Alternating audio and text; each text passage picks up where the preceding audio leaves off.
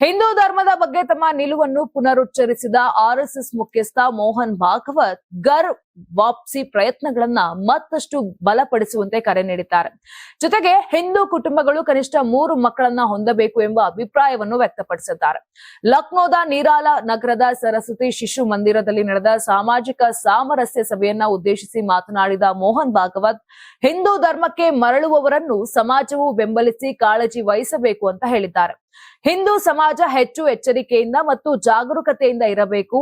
ಹಿಂದೂ ಸಮುದಾಯಕ್ಕೆ ತಕ್ಷಣದ ಯಾವುದೇ ಅಪಾಯ ಇಲ್ಲದಿದ್ದರೂ ಹೆಚ್ಚು ಸಂಘಟಿತವಾಗಿದ್ದು ಶಕ್ತಿಶಾಲಿಯಾಗಬೇಕು ಮತ್ತು ಸದಾ ಎಚ್ಚರಿಕೆಯಿಂದ ಇರಬೇಕು ಎಂದರು.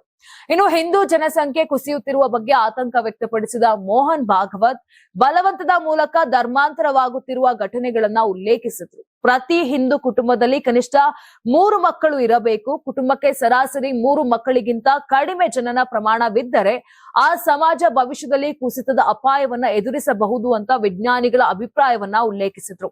ಹೊಸದಾಗಿ ಮದುವೆಯಾಗುವ ದಂಪತಿಗಳಿಗೆ 3 ಮಕ್ಕಳನ್ನು ಹೊಂದಬೇಕೆಂಬುದನ್ನ ತಿಳಿಸಬೇಕು ಅಂತ ಸಲಹೆ ನೀಡಿದ್ರು.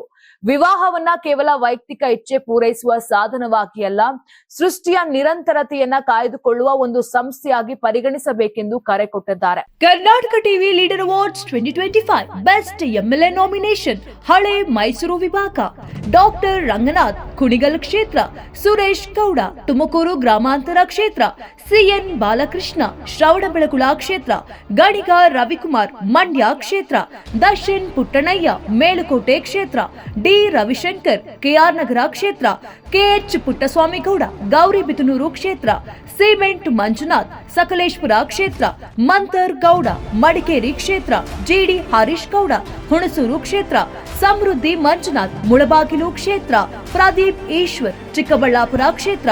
ಕರ್ನಾಟಕ ಟಿವಿ ವಾಟ್ಸ್ಆಪ್ ಚಾನೆಲ್ ಮೂಲಕ ವೋಟ್ ಮಾಡಿ ಹಾಗೂ ಇವರಲ್ಲಿ ಬೆಸ್ಟ್ ಎಂಎಲ್ಎ ಯಾರು ಕಮೆಂಟ್ ಮಾಡಿ.